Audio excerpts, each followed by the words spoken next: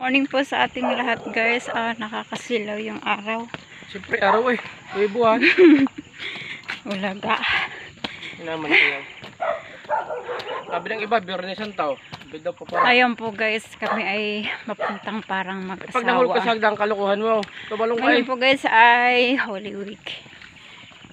Ang Panginoon walang ginawang Biyernes masamang araw. Santo. Sabi nga ang Panginoon ay walang ginawang masamang araw kasi kami ay pupuntang parang guys. Paula ka lang. Ngayon lang ang bibigay ng masama. pagkakataon namin at walang trabaho, mamumuti po kami ng Pag pamilya. daw mahal araw, bawal din daw gumayan. Ay naku po, tunay na. Bawal ang karne. O kaya nga, tsaka yung kornea. Sariwang Bawal karne din daw, at sariwang sariwang karne, sariwang karne daw. Ay, loko yung aking katabing guys.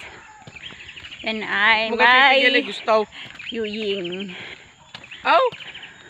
May yuying yan. Tama na kayo. Kami galakad guys. At kami rin guys ay magbubuko. Pag, Anong akyat? Ikaw? pag ikaw, may ano haisen ang hagla na yan pag di mo yung gamitin. Ay, kayo naman na. Hagla naman dinaanan guys. So, pag kumulog na, Hindi Pag ulan, naputok yun. yung mga amag nasi bowl. Inaman na Pwede kayo. nga, tsaka Yan sa pag-aaral, sa science, ganon. nagkurog, nagburog. Hindi, walang anong doon ang kwenta doon ang kulog sigyang panahon na kulog. Hindi ah. Ay, inaman na itaw. Ayan guys, Pag-aaral ng mga scientist, yung aking ang kabutay, nasi bowl pag tag-ulan. galing batanggin yung are. Hindi yan sisibol pag tag-araw kasi mainit. Siyempre, Oh, kaya nga, ba't sabi mo sa kulog?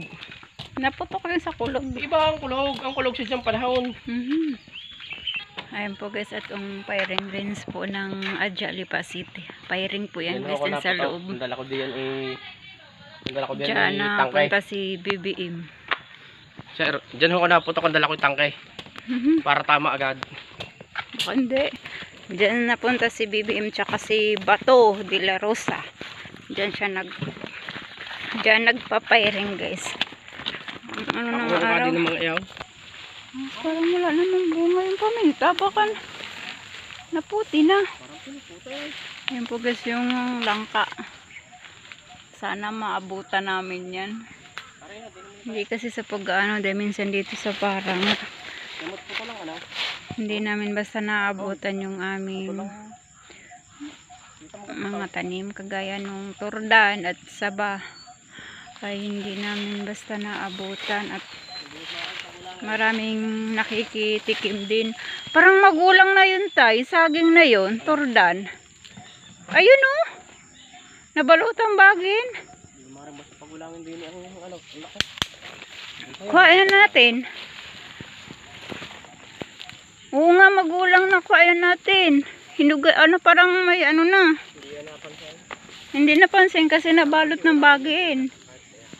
Ayan, meron pang isang puno guys na natira.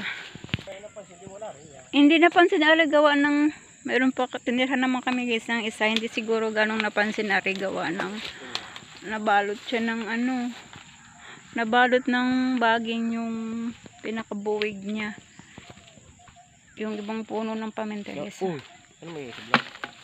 Wala nang laman. Umuwi ka na. Ayan po kayo yung aking asang ubod ligalig. Kaya nga sinama makatulong. Kung ayaw mo, ikay umuwi na. Tinan mo, kung ayaw daw akong tumulong Ay, uwi tunay na naman daw. ay.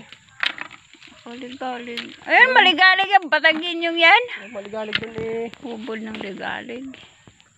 Ayan po guys. Nanimuti na ako.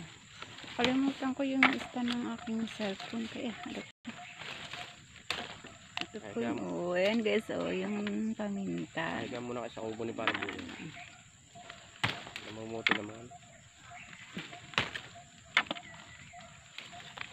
Nandiyan mo na pa. Papahingal ako ng konting oras Ko. Ayan po. Good morning sa ating lahat.